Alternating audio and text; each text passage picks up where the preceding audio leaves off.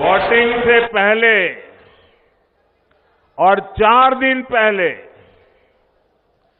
भाजपा के पक्ष में ऐसा माहौल कई लोगों की नींद उड़ा रहा है।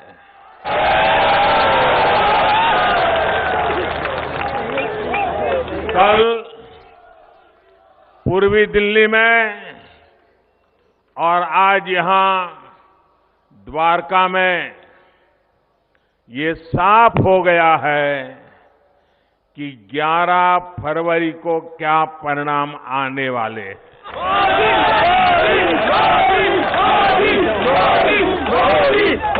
दिल्ली को बदलने के लिए राष्ट्रहित के भाव को बुलंद रखने के लिए आपके इस जोश और जुनून को मैं आदरपूर्वक नमन करता हूं। साथियों, दिल्ली के ये चुनाव इस दशक का पहला चुनाव है। ये दशक भारत का दशक होने वाला है और भारत की प्रगति उसके आज लिए गए फैसलों पर निर्भर करेगी। आज एक तरफ इन फैसलों को लेने वाला पक्ष है और दूसरी तरफ फैसलों के खिलाफ खड़ा विपक्ष है। आज देश की राजधानी को इस दशक का 2030 तक का दिल्ली का रास्ता दिखाना है। ये काम आप सभी मेरे दिल्ली के मतदाता भाइयों बहनों 8 फरवरी को करना है। दिल्ली और देश के हित में इस बार एकजुट एक स्वर में पूरी ताकत के साथ हमें खड़ा होना है। भाइयों और बहनों, दिल्ली को दोष देने वाली नहीं, दिशा देने वाली सरकार चाहिए।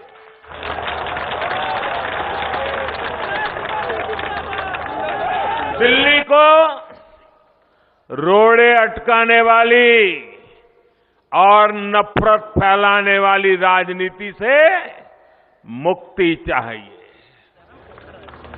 दिल्ली को उलझाने वाली नहीं, सुलझाने वाली राजनीति चाहिए। दिल्ली को विकास की योजनाएं रोकने वाला नहीं, सबका साथ, सबका विकास पर विश्वास करने वाला नेतृत्व चाहिए।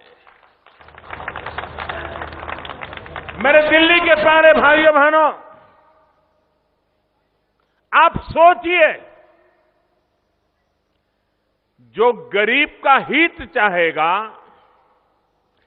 जिसके दिल में गरीब के लिए दर्द होगा, क्या वो गरीब को सरकार की योजनाओं से वंचित करेगा क्या? कभी करेगा क्या? सोच भी सकता है कोई? कितना ही राजनीतिक विरोध हो, लेकिन गरीबों की भलाई में कोई रोड़े अटकाएगा क्या? लेकिन दिल्ली में तो 5 साल से मैं देख रहा हूं, हर दिन गरीबों की भलाई के हर काम में रोड़े अटकाना, यही चल रहा है। केंद्र सरकार की कितनी ही योजनाओं को लागू करने से पहले यहां मना कर दिया गया है।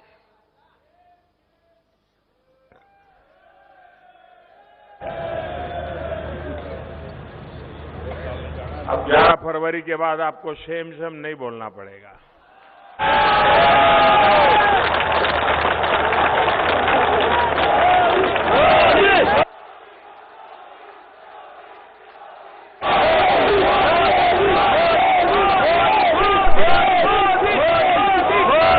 मेरे प्यारे भाइयों बहनों, दिल्ली के गरीबों का क्या गुनाह है जो उन्हें 5 लाख रुपये तक मुफ्त इलाज की सुविधा वाली आयुष्मान भारत योजना का लाभ नहीं मिलता।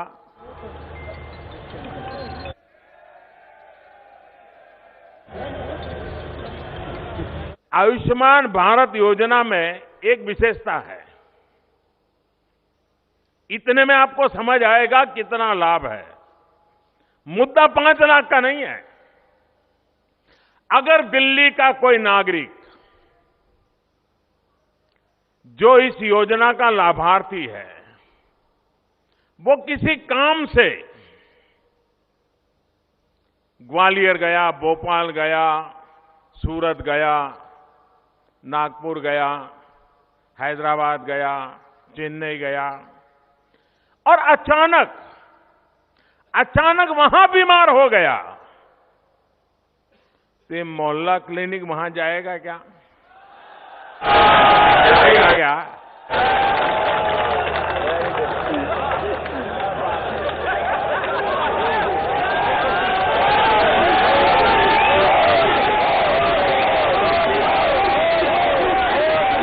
लेकिन ये आयुष्मान भारत योजना अगर ये दिल्ली में लागू होती और दिल्ली का कोई लाभार्थी वहां अपने काम से गया होता और वहां उसको गंभीर से गंभीर मानो हार्ट अटैक भी आया होता, तो वहां की अस्पताल में भी उस योजना के तहत मुफ्त में उपचार हो जाता।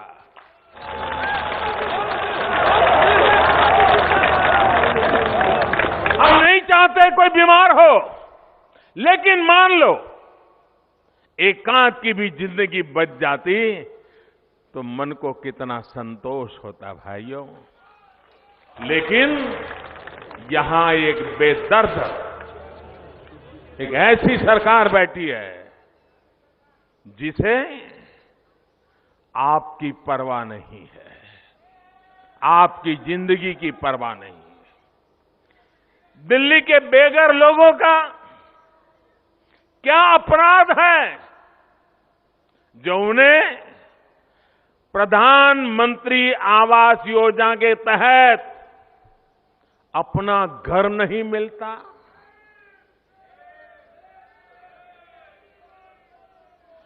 आप मुझे बताइए भाइयों, आजादी के 70 साल के बाद गरीब से गरीब को भी रहने के लिए घर मिलना चाहिए कि नहीं मिलना चाहिए? मिलना चाहिए। पक्का घर मिलना चाहिए नहीं मिलना चाहिए? उसका अपना घर मिलना चाहिए कि नहीं मिलना चाहिए? पक्की छत होनी चाहिए कि नहीं होनी चाहिए? मुझे बताइए, ऐसा कोई दल हो सकता है क्या, ऐसा कोई नेता हो सकता है क्या कि जो इस योजना में भी रोड़े अटका दे? अरविंद केजरीवाल, कितनी विकृत मानसिकता होगी।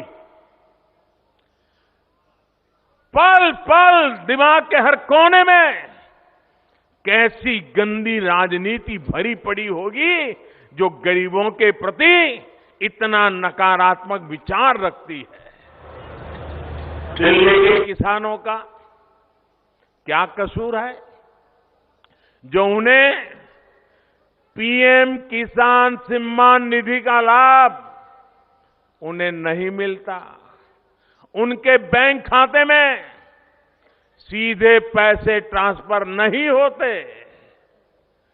दिल्ली के डेली कम्यूटर, उनका क्या कसूर है जो मेट्रो के 4थे चरण के विस्तार को 2 साल तक मंजूरी नहीं दी गई?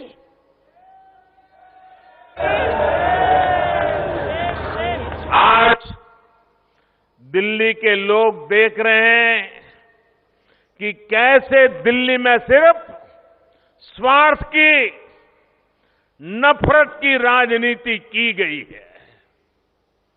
क्या दिल्ली के लोगों ने जब 2015 में अपना वोट दिया था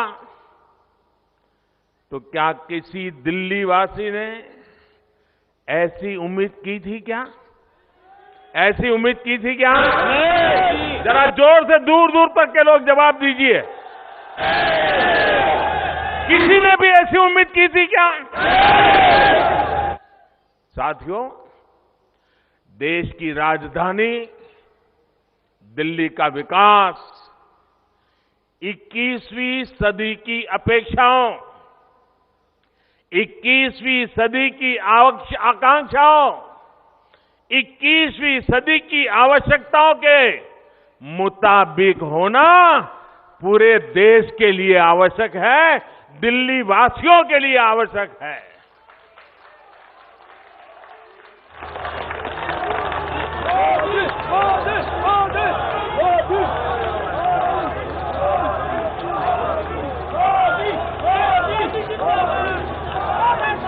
ये तभी संभव हो सकता है जब नकारात्मकता की राजनीति खत्म हो, जब राजनीति के मूल में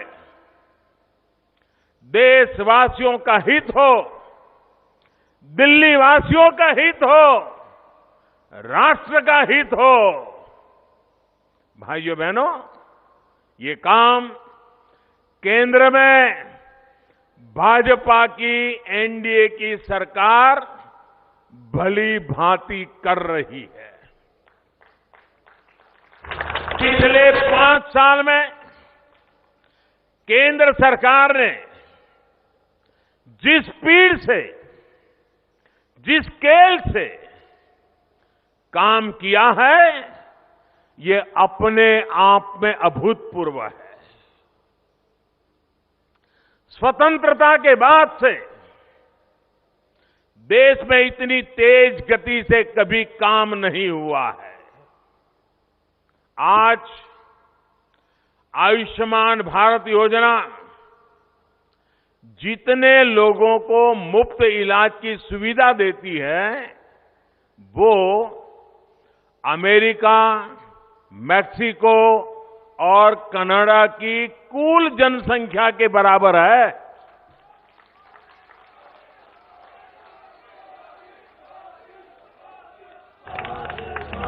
प्रधानमंत्री जन धन योजना के तहत हमने जितने गरीबों के बैंक अकाउंट खोले हैं, उनकी संख्या अमेरिका की कुल आबादी से भी ज्यादा है।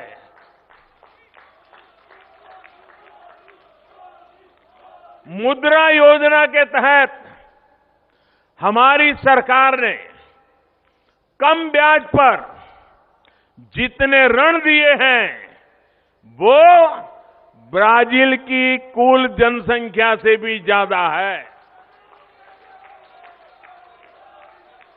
अपनी बीमा सुरक्षा योजनाओं से हम जितने गरीबों को सुरक्षा कवच दे रहे हैं, उसकी संख्या रूस की पॉपुलेशन से भी ज्यादा है।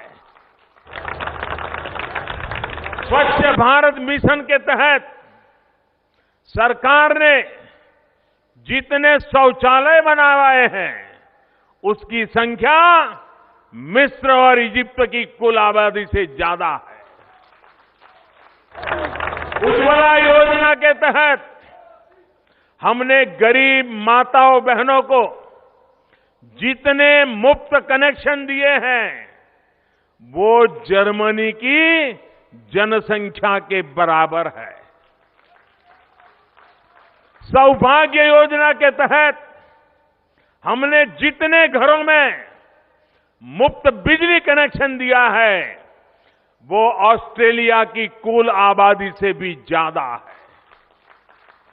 प्रधानमंत्री आवास योजना के तहत सरकार ने गरीबों के लिए जितने घर बनवाए हैं वो श्रीलंका की कुल जनसंख्या से भी ज्यादा है। साथियों, भारत जैसे बड़े देश में, विशाल देश में इसी गति से काम हो सकता है। और मैंने आज ये तुलनात्मक बात इसलिए रखी है कि जब आंकड़ों में बोलते हैं तो ऐसे ही आंकड़े आते हैं चले जाते हैं ऐसा लगता है, लेकिन जब सोचते हैं कि एक एक काम दुनिया के कई देशों की जनसंख्या से ज्यादा हुआ है, आप कल्पना कीजिए। देश की राजधानी दिल्ली को भी काम की यही गति की जरूरत है। दोस्तों बताइए, है कि नहीं है? इसी गति से होना चाहिए कि नहीं होना चाहिए? इतने बड़े पैमाने पर होना चाहिए कि नहीं होना चाहिए? सब दूर होना चाहिए कि नहीं होना चाहिए? आने वाली पीढ़ी के लिए भी होना चाहिए कि नहीं होना चाहिए? इसी गति से काम हो तो दिल्ली की अनेक समस्याएं सुलझाई जा सकती है। यही वजह है कि दिल्ली के लोगों ने लोकसभा चुनाव के समय भाजपा पर विश्वास दिखाया। अब इसी विश्वास के कारण ही दिल्ली वाले आज सीना तान करके कह रहे हैं, देश बदला, अब देश बदला, देश बदला, देश बदला, अब दिल्ली बदलेंगे। देश बदला, अब दिल्ली बदलेंगे। साथियों, दिल्ली को ऐसी सरकार भी चाहिए जो समय आने पर देश के पक्ष को मजबूत करे, हमारे वीर सैनिकों के साथ खड़ी हो। दिल्ली को ऐसी राजनीति नहीं चाहिए जो आतंकी हमलों के समय में भारत के पक्ष को कमजोर करे, जो अपने बयानों से दुश्मन को भारत पर वार करने का मौका दे दे। सर्जिकल स्ट्राइक और एयर स्ट्राइक जैसे फैसलों के बाद किस तरह के बयान आए, आप मुझे, मेरे देशवासियों, मेरे प्यारे दिल्ली वासियों, सर्जिकल स्ट्राइक और एयर स्ट्राइक के समय यहां की सरकार में बैठे लोगों ने जो आज आपसे वोट मांगे निकले हैं, उन्होंने कैसे बयान दिए थे, आपको याद है ना? आपको याद है ना? वो गुस्सा है कि नहीं है? वो गुस्सा है कि नहीं है? हर दिल्ली वासी में वो गुस्सा होना चाहिए कि नहीं होना चाहिए? अगर वो गुस्सा है तो 8 तारीख को निकलना चाहिए कि नहीं निकलना चाहिए? उनको सजा मिलनी चाहिए कि नहीं मिलनी चाहिए? ये सजा देने का काम आप करेंगे कि नहीं करेंगे? पूरी ताकत से करेंगे। मेरा दिल्ली वासियों पर भरोसा है।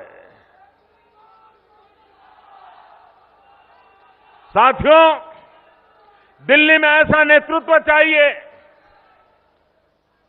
दिल्ली में ऐसा नेतृत्व चाहिए जो CAA, आर्टिकल 370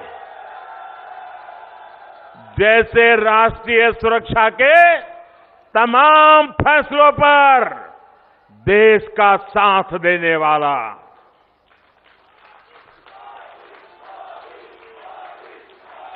अपनी राजनीति के लिए,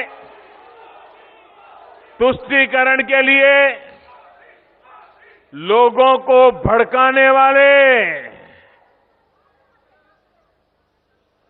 भाइयों बहनों, क्या ऐसे लोग दिल्ली का हित कर सकेंगे क्या? दिल्ली का भला कर सकेंगे क्या? ये लोग बाटला हाउस के आतंकियों के लिए रो सकते हैं, उनका साथ देने के लिए सुरक्षा बलों को कटघरे में खड़ा कर सकते हैं, लेकिन दिल्ली का विकास नहीं कर सकते। सिटीजनशिप अमेंडमेंट कानून बनने के बाद देश और दिल्ली के लोग पहले दिन से देख रहे हैं कि कैसे इन लोगों द्वारा अफवाहें फैलाई जा रही है, लोगों से झूठ बोला जा रहा है।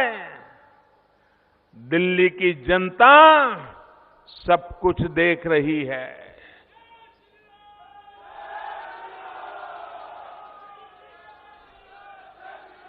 सब कुछ समझ रही है। भाइयों बहनों, मेरा जो दिल्ली वासियों पर भरोसा है कि सारी बारीकियों को देख रही हैं, बारीकियों को समझ रही हैं।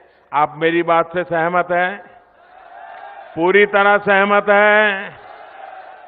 भाइयों बहनों, वोट बैंक की राजनीति, नफरत की राजनीति, गलत इरादों और गलत नीयत के साथ दिल्ली का विकास कभी नहीं किया जा सकता, न भी हो सकता है। नहीं, दिल्ली का विकास हर रोज नए नए बहानों और कोसने से हो सकता है। विकास के लिए दृढ़ इच्छा शक्ति, खुद को सेवक मानकर गरीब की सेवा करने की भावना, अपने संकल्पों को सिद्ध करने का हौसला चाहिए। दोस्तों, साथियों, अगर बहानों और कोसने से ही काम चलता तो क्या हमारी सरकार वो कड़े और बड़े फैसले ले पाती? जो बीते 5 साल में एक के बाद एक मजबूत कदम हमने उठाए हैं, वो उठा पाते क्या? दिल्ली की, मेरे दिल्ली के लोग ये भली भांति जानते हैं दिल्ली के साथ क्या हुआ है। जो दिल्ली वाले जानते हैं, बाहर वाले जान नहीं सकते हैं। दिल्ली की 1700 से अधिक अवैध कॉलोनियों में 40 लाख लोगों को घरों के अधिकार का ही विषय दिल्ली कैसे भूल सकता है? यहां जो शासन में है वो तो कोशिश में थे कि किसी तरह और 1-2 साल के लिए ये मामला टला दिया जाए, टाल दिया जाए। रोड़े अटकाओ, झूठ फैलाओ, आशंकाएं भर दो, लेकिन ये मोदी है।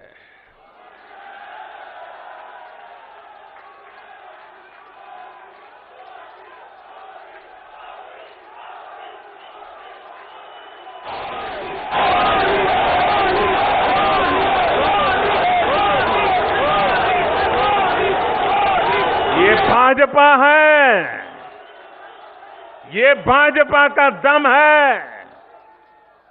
भाजपा ने इच्छा शक्ति दिखाई और आज 40 लाख दिल्ली वालों को अपने मकान, अपनी दुकान, उसका हक मिल गया।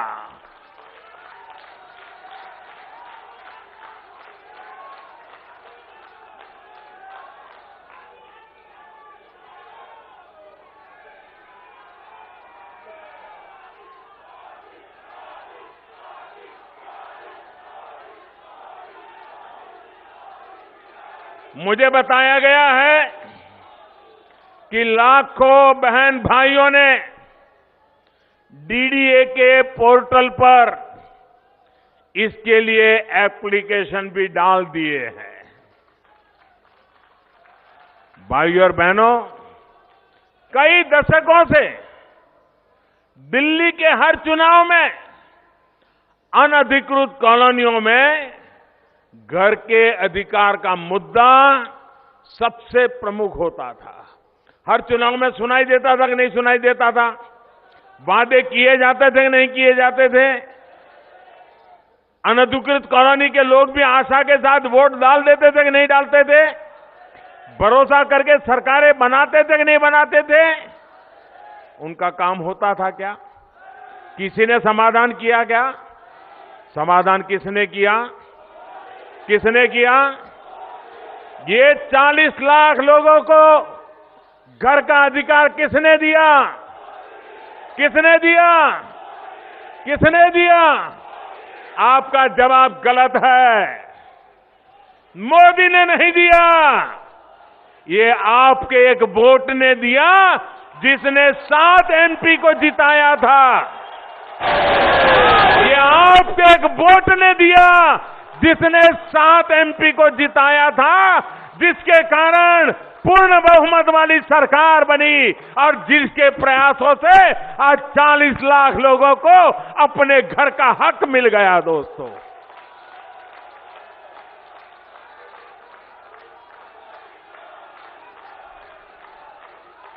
ये मोदी के कारण नहीं, आपके वोट के कारण हो रहा है। आपके वोट की ताकत के कारण हो रहा है। इस चुनाव में भी एक बार कमल के निशान पर बटन दबा के देखो, आपके सपने पूरे होने लगेंगे।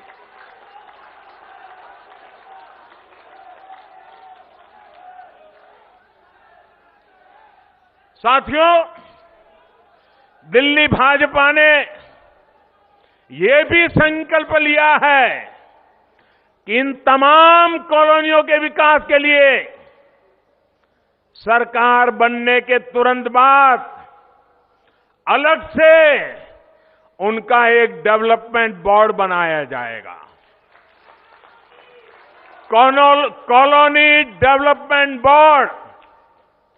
मैं दिल्ली भारतीय जनता पार्टी को लाख लाख बधाई देता हूं, जिन्होंने इतना महत्वपूर्ण कदम उठाने के लिए सोचा है। उनके विजन के लिए बधाई देता हूं। ये बोर्ड इन 1700 कॉलोनियों में जरूरी सुविधाएं पहुंचाने के लिए काम करेगा। और जब दिल्ली के भाजपा के लोग इतनी बड़े संकल्प लेते हैं, तो मैं भी तो आजकल दिल्ली की रोटी खाता हूं। क्या मैं पीछे रह सकता हूं? क्या मैं भी साथ खड़ा रहूंगा कि नहीं खड़ा रहूंगा? इस काम को पूरा करने के लिए मैं पूरी जिम्मेवारी से आपके साथ जुटूंगा कि नहीं जुटूंगा? आपका नमक खाया है, मैं करके दिखाऊंगा। दोस्तों,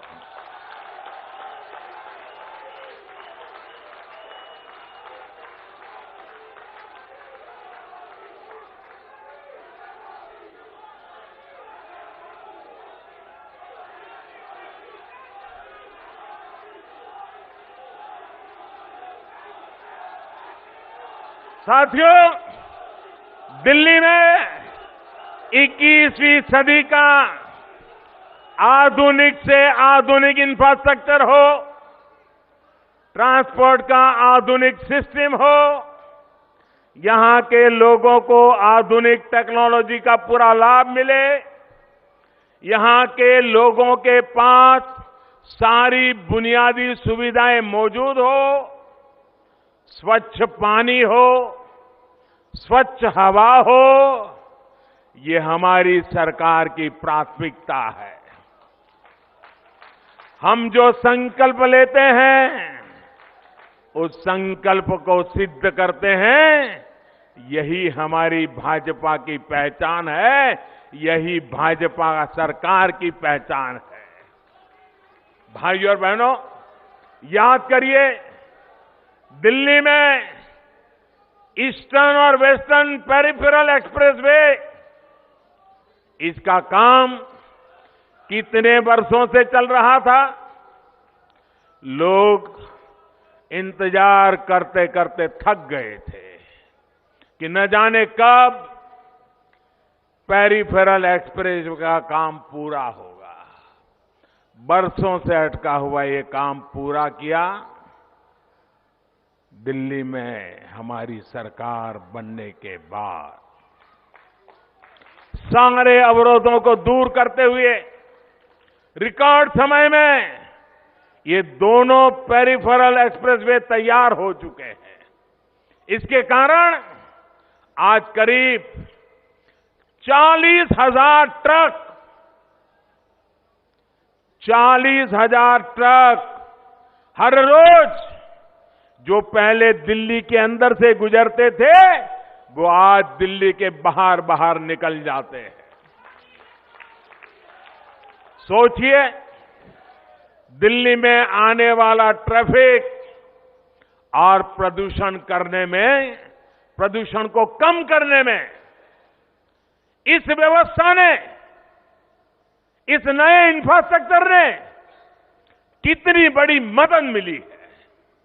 इसी तरह अक्षरधाम, मयूर विहार के पास जो दिल्ली मेरठ एक्सप्रेसवे का काम हुआ है, 16 लेन की सड़क बनी है, उसने दिल्ली से गाजियाबाद आने जाने वालों को बड़ी राहत दी है। यही नहीं, इस समय रैपिड रेल सिस्टम पर भी तेजी से काम चल रहा है। दिल्ली और मेरठ आने जाने में घंटे सवा घंटे से ज्यादा न लगे, इस दिशा में हम काम कर रहे हैं। रैपिड रेल सिस्टम के लिए तो इस बार बजट में करीब 2,500 करोड़ रुपए का प्रावधान किया गया है। साथियों, दिल्ली मेट्रो से हमारे सबके आदरणीय नेता अटल जी का नाम जुड़ा हुआ है। अटल जी के बहुत प्रयासों के बाद ही दिल्ली में मेट्रो शुरू हो पाई थी। अब हमारी सरकार का प्रयास दिल्ली में मेट्रो के विस्तार को और बढ़ाने का है। बीते 5 वर्ष में करीब 125 किलोमीटर नई मेट्रो लाइनें और 80 किलोमीटर से अधिक के आरआरटीएस स्वीकृत किए गए हैं। साथियों, इतिहास में दिल्ली का बहुत अहम स्थान है। दिल्ली और सुंदर बने, यहां के लोगों को सुरक्षित और स्वच्छ वातावरण मिले, इस और हमारा प्रयास है।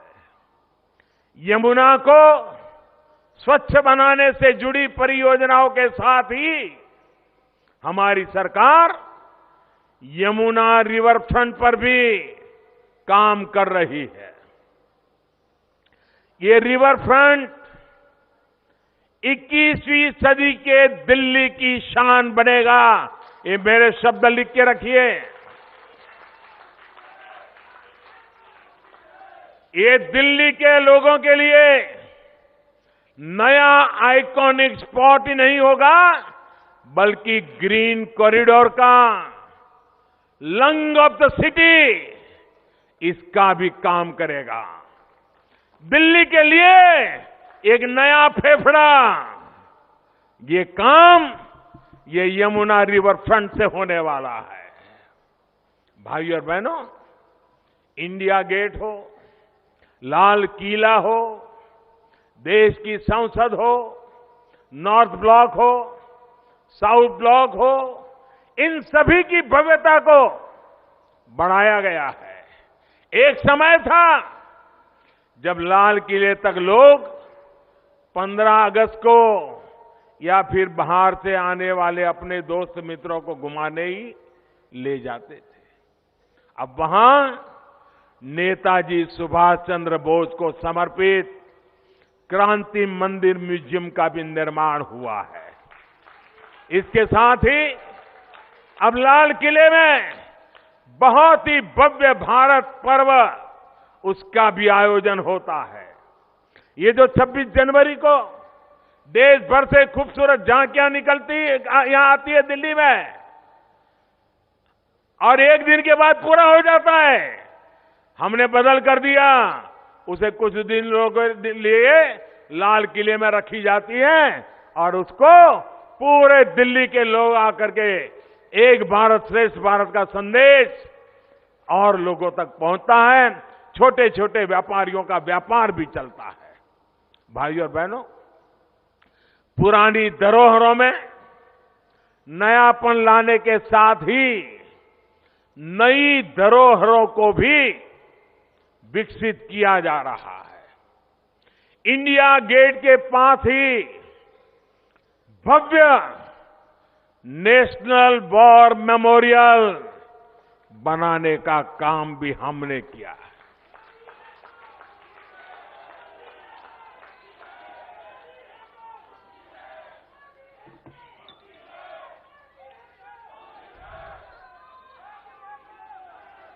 दोस्तों,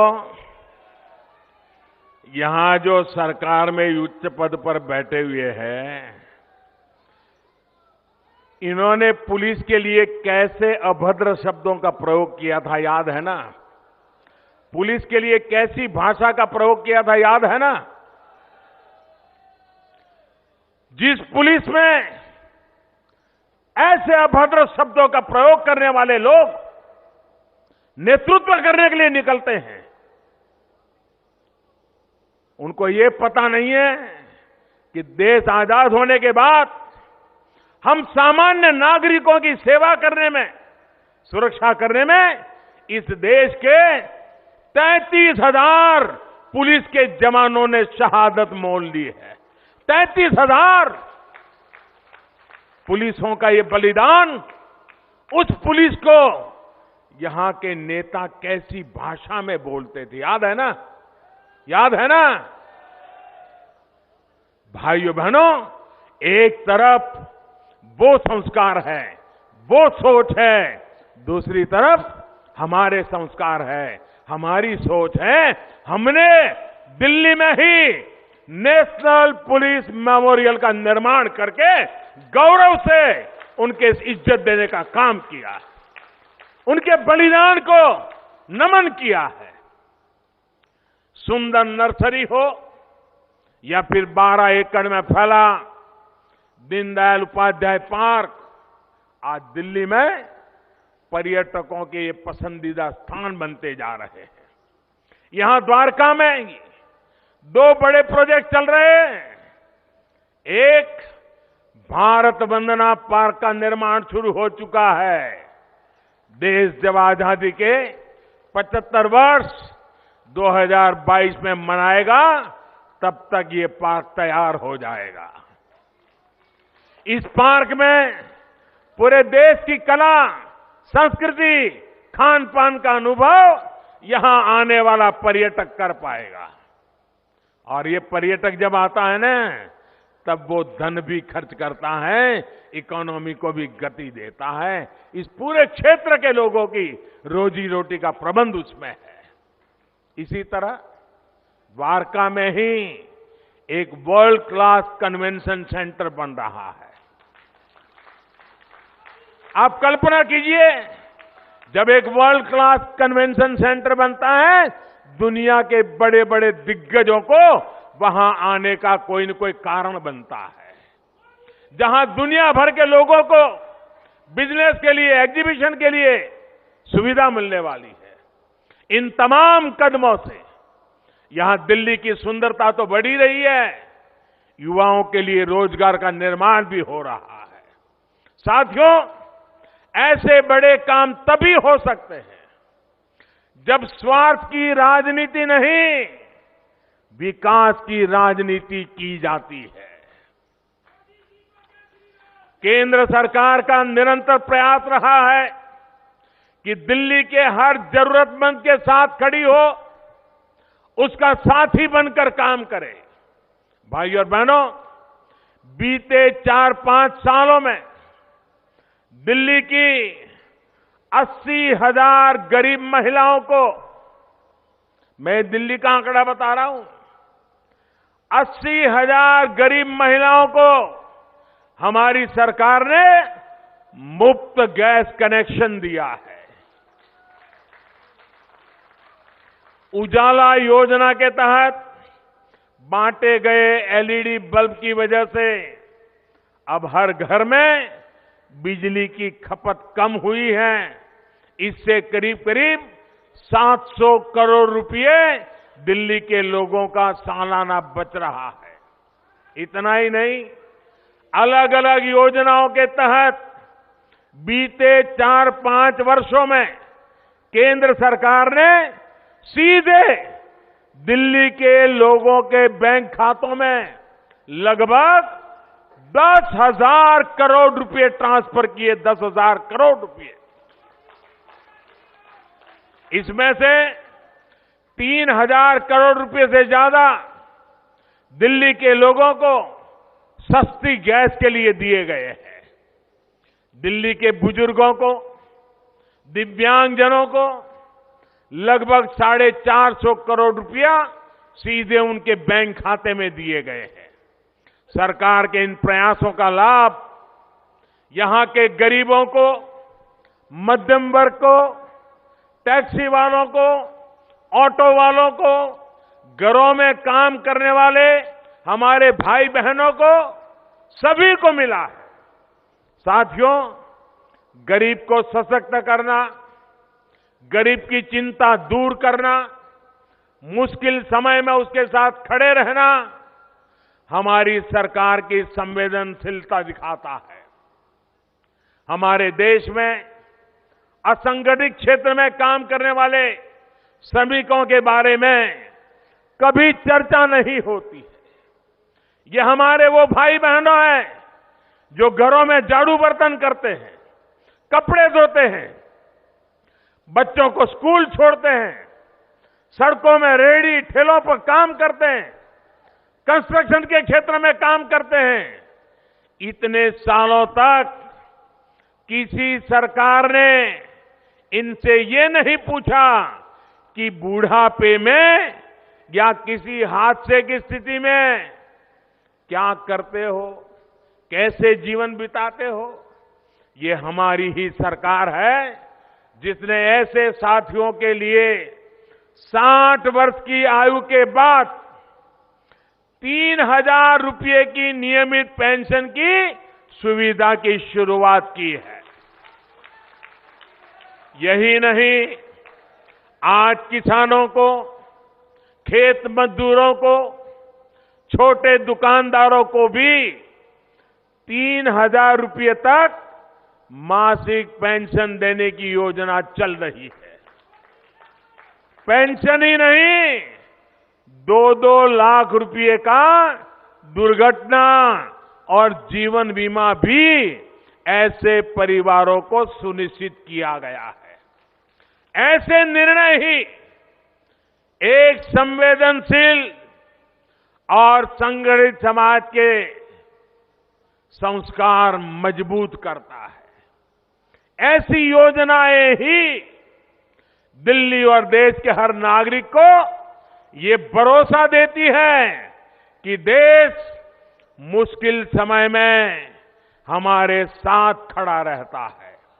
साथियों, हर भारतवासी, हर दिल्लीवासी के जीवन को आसान बनाना ये हमारी प्राथमिकता रही है।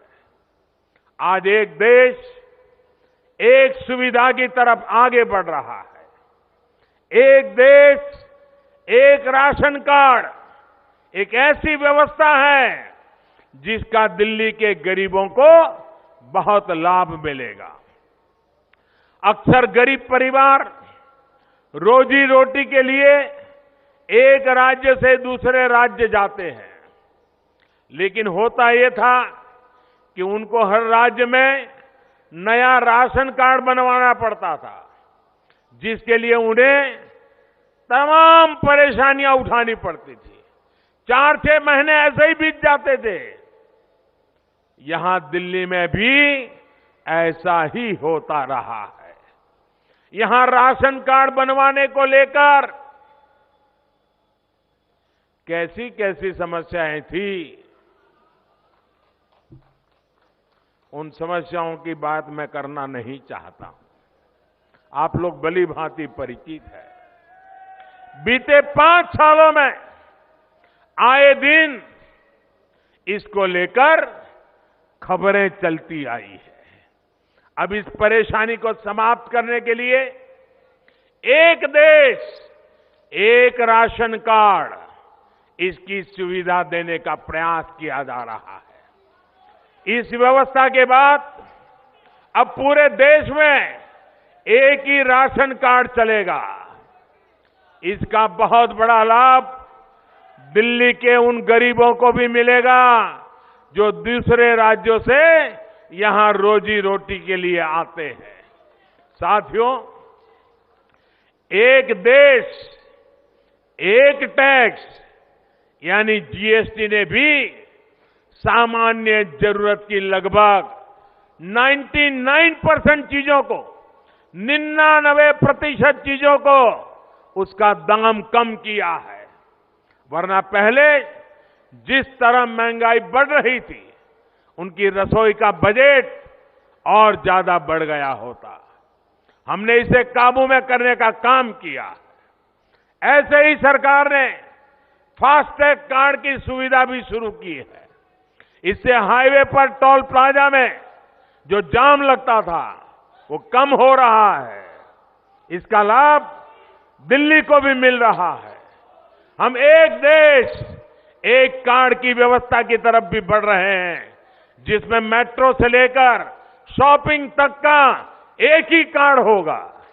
साथियों, जब सही मायने में व्यवस्था का परिवर्तन का जज्बा मन में होता है तो बड़े संकल्प सिद्ध होने लगते हैं। आपने इस बजट में निर्मला जी को सुना होगा कि बेटी बचाओ बेटी पढ़ाओ अभियान से देश के शैक्षणिक संस्थानों में बेटियों के नामांकन का अनुपात अब लड़कों से भी अधिक हो गया है।